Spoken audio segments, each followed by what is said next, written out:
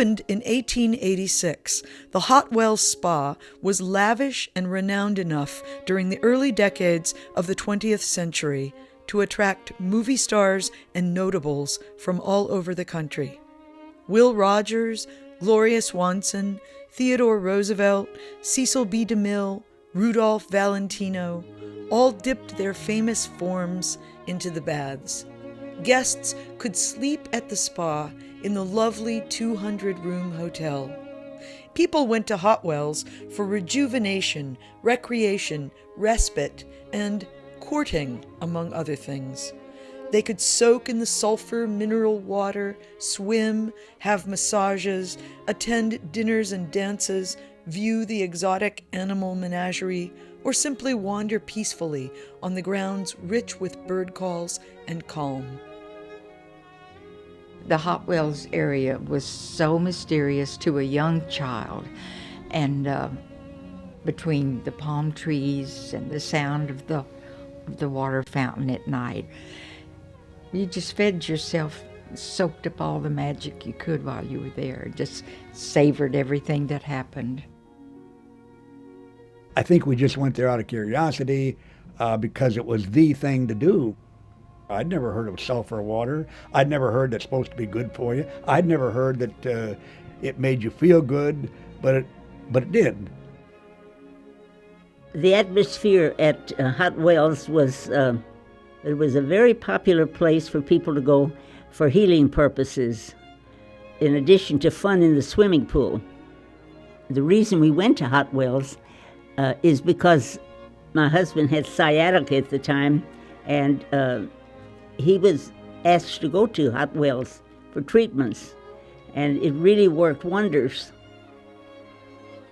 You really felt better in that old sulfur water, and people went out there for rheumatism and aches and pains and strains, and it did make you feel better. And if you could put another swimming pool back there, and people would go there if they understood that.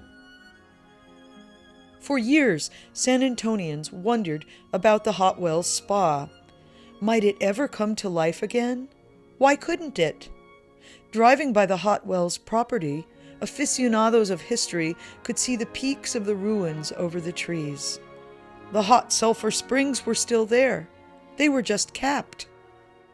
Ilse Griffith, longtime conservationist and downtown resident of San Antonio, used to say, "It's such a waste for an interesting city like ours to let such a fabulous site just decay.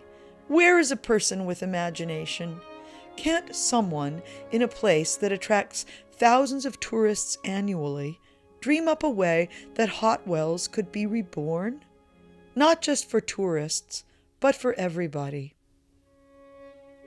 As far as I'm concerned, I believe that it could be a tremendous attraction as the Riverwalk, because there isn't another hot sulfur spring of that quality in the whole state.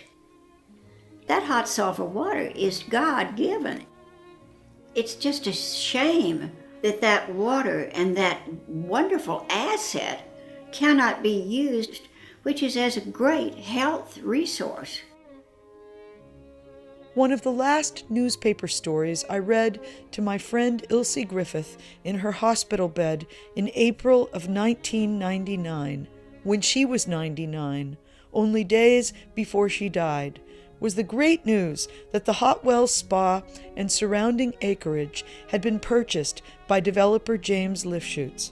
His hope was to revive the site, to reinvent it in some way to benefit the community, the South Side, all the people who felt wistful about its loss, and new people yet to come. Ilse said, "Well, that's just about the best thing I ever heard." This is Naomi Shihab Nye, with Thelma Dinkla, Edith McAllister, Maury Maverick Jr., Rose Pomerantz Klein, and John Daniels.